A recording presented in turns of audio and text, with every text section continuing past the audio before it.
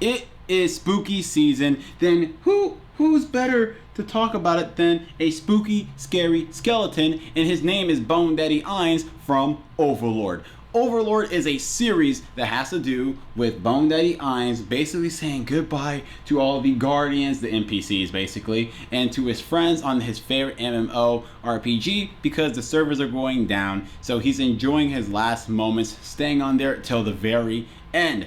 But then all of a sudden he is teleported into another world alongside with his guardians in the tombs of Nazarick.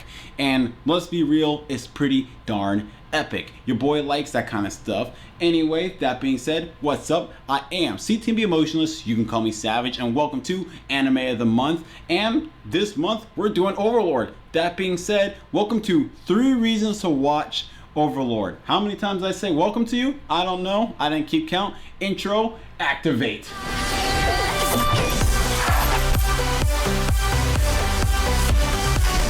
Okay, first of all, it is a dark isekai.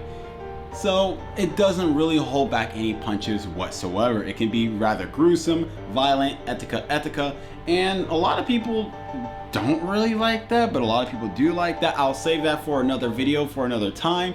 But that being said, I like it. Your boy likes violence in his anime when he's watching some violent anime.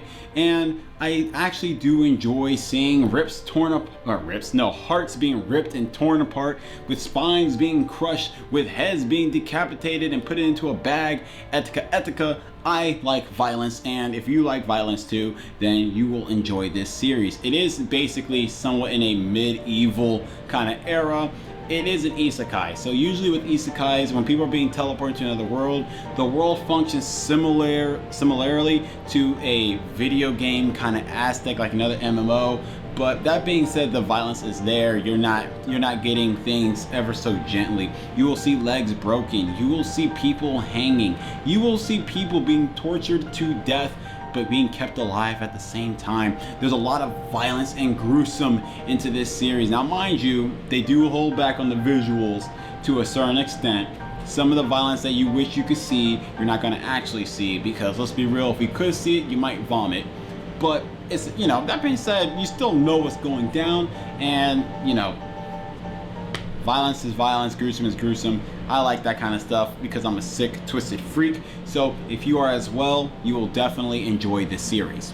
This doesn't really apply in the first season that much, but thankfully the first season does plant the seeds in regards to this to one character in particular, which I will be talking about in a couple of weeks anyway, and that is the character development for the Guardians themselves. I think are done phenomenally. I think that the Guardians of Nazarick are actually taken really well care of in their character development, because these characters were just NPCs in a video game at the time, and they didn't have real personality, because remember, once again, you were NPCs, therefore you kind of just made and built for whatever purpose that you had, and you were kind of just, that was your personality.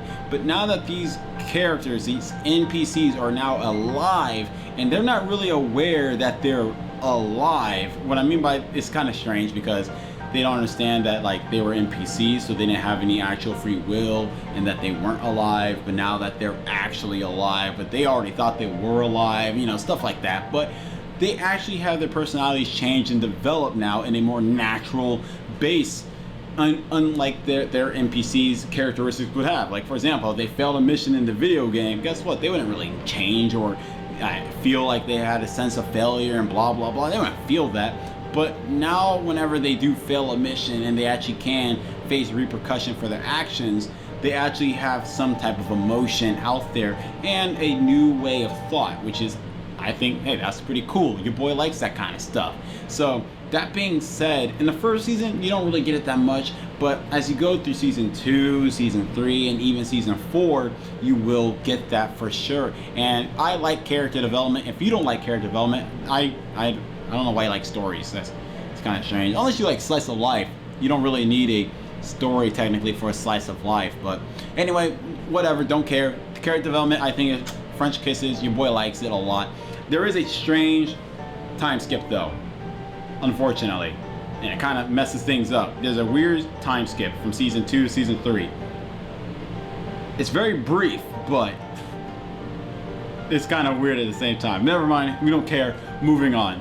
There are barely any good guys in this series. This series is rather nihilistic, similar to how The Boys has relatively almost no good guys in their series.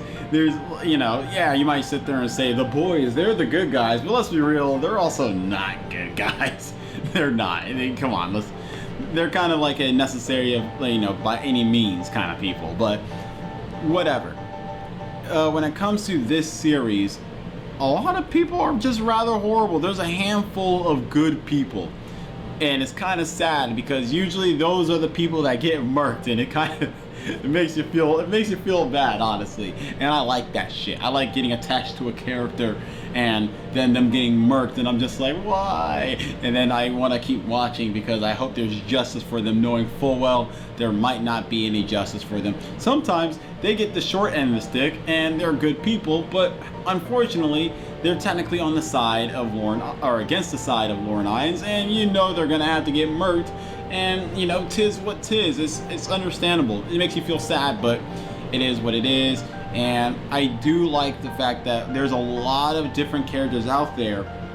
They're all bad, but they're all hating each other. It's all like we're trying to get one over the other, or maybe we're trying to make an alliance with another. And you get a lot of that, and you also get to see the genius of a lot of characters as well. Because yeah, there's a lot of bad people, but guess what? If you're bad, but you're also just really dumb, then it's GG's. You're not gonna make it far. You got like half of an episode to survive, maybe longer if you're being used as a pawn, but that's really it. But you know, if you're a smart villainous character, you might last for a while, and we're just waiting for your downfall. There has to be at some point, and I do find that very, very enjoyable. IMO.